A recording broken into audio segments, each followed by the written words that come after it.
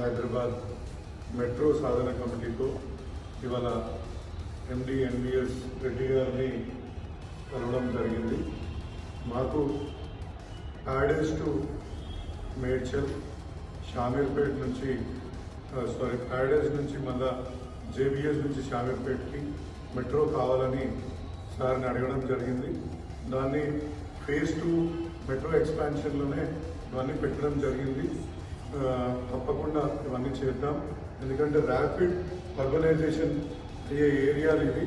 తప్పకుండా ఈ ఏరియాలకు చేస్తేనే న్యాయం చేసే వాళ్ళం అవుతామని చెప్పేసి ఎండి గారు కూడా చెప్పడం జరిగింది.